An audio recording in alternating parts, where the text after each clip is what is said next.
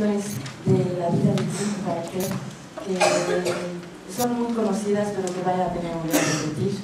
Él es autor de más de 35 libros.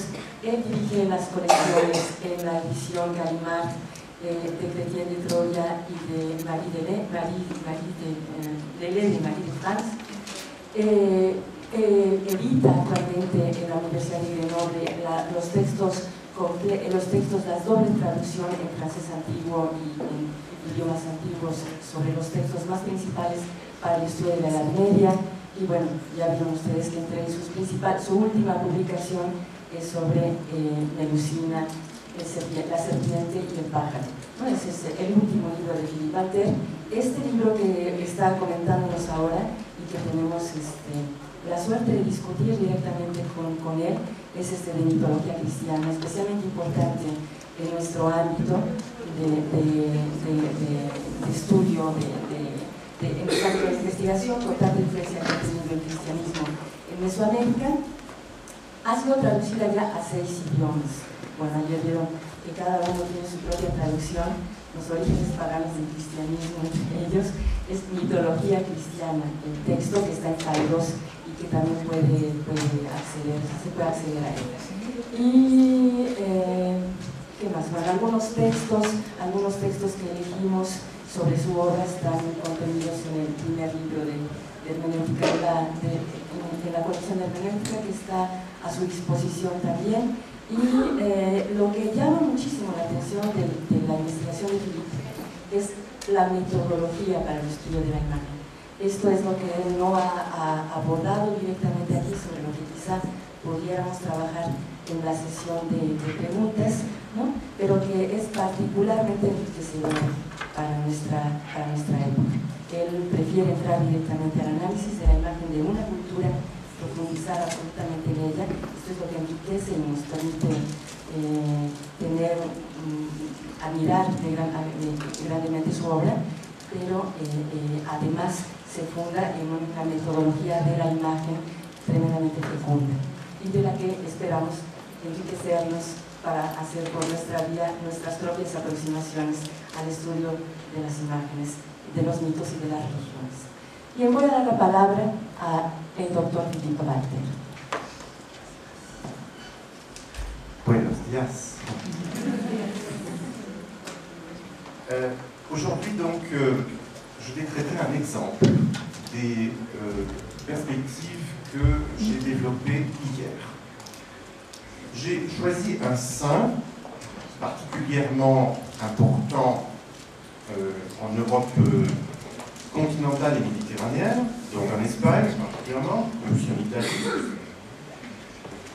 Donc, on fête le jour de commémoration le 17 janvier. Ce saint, donc appelé Antoine, se retrouve commémoré en pleine période de carnaval. Je rappelle que le carnaval, théoriquement, commence 40 jours avant Noël et il dure pratiquement jusque mercredi décembre, donc premier jour du carême. Ça peut varier donc du mois de février au mois de mars, puisque Pâques étant une fête mobile, le carnaval ne tombe pas toujours, enfin, mercredi décembre ne tombe pas tous les ans à la même date.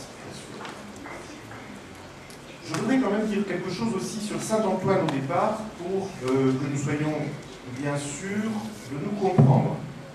Il y a 2 Saint-Antoine, qu'il ne faut pas confondre.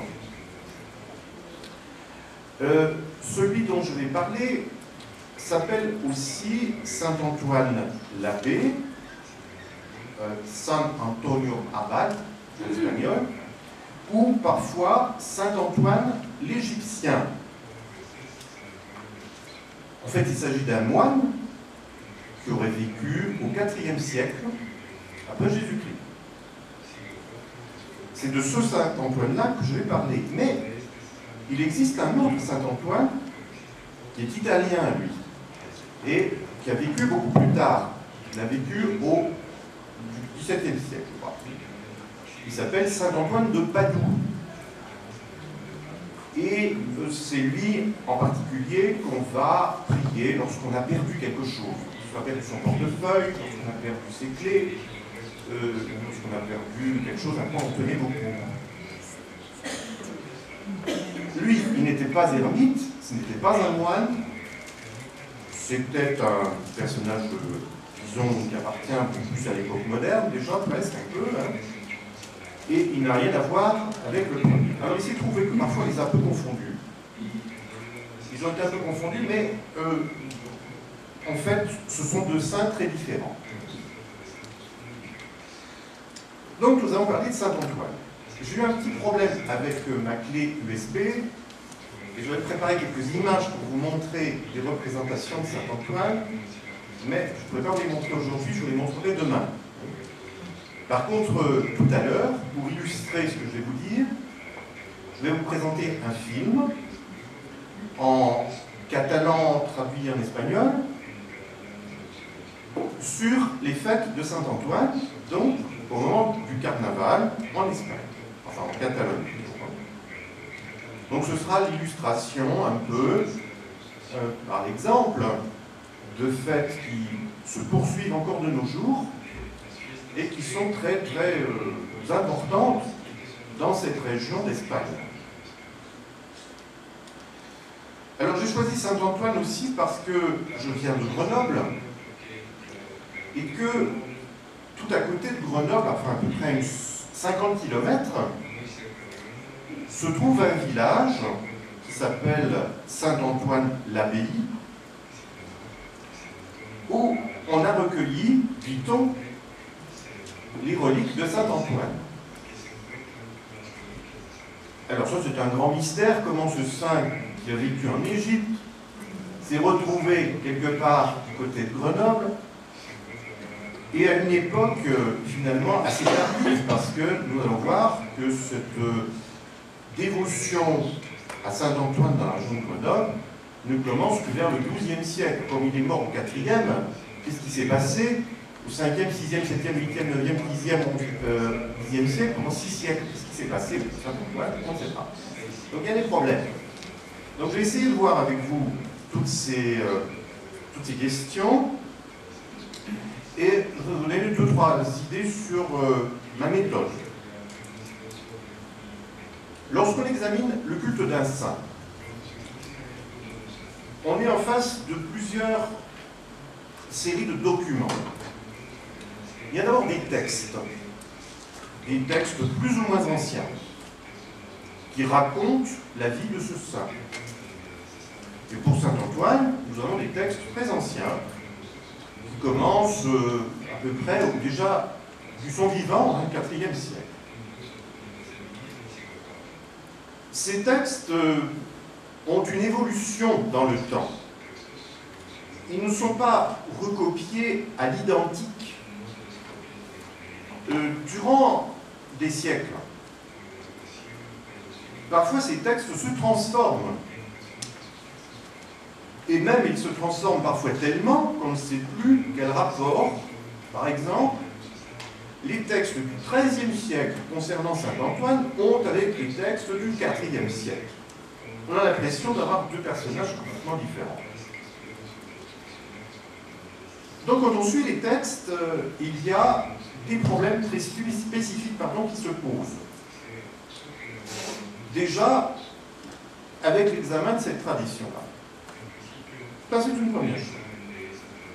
Deuxième chose, lorsqu'on traite évidemment d'un saint, surtout d'un saint très ancien comme celui-ci, on a affaire à d'autres documents aussi qui sont des images, des représentations du saint. Et au Moyen-Âge, c'était très important parce que beaucoup de gens ne savaient pas lire.